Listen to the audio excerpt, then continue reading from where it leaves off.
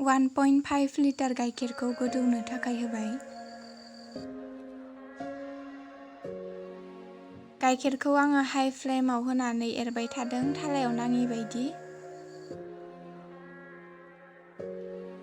गाइखेरा राननानै 1 लिटारसो जाबाथाय आङो गेसखौ ल' फ्लेमाव होगोन आरो सामलिखौ बेफोरबायदि लासै लासै थिखांना दोननोसै।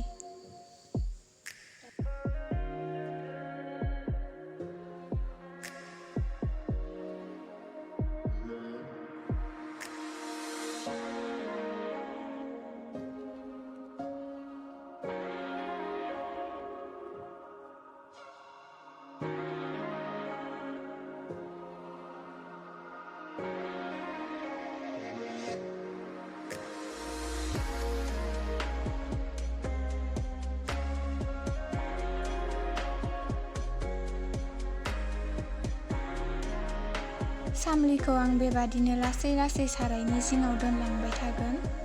गाइखेरा 250 ml हालागै रानजासिम।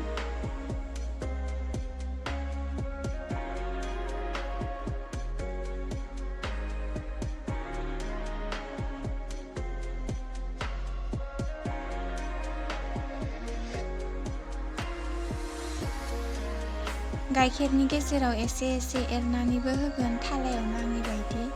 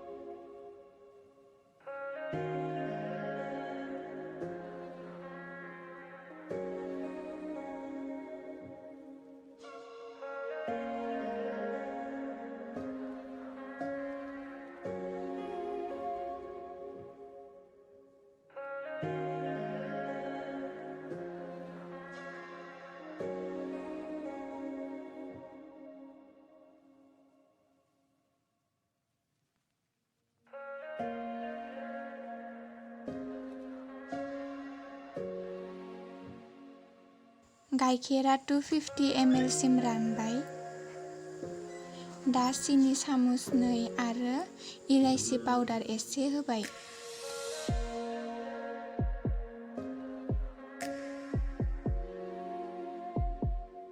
सिनिया आवलिजासिम बिखौ लासै लासै एरबाय थागोन। बिखौ जिङाव एरनो नाङा।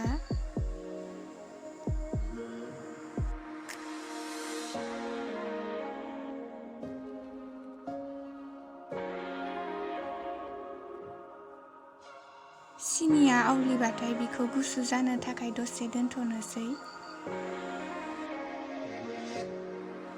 गुसु जाखांनाय उनाव आं दा सामलिखौ बोखारनानै गाइखेरजों मोजाङै गलायनोसै।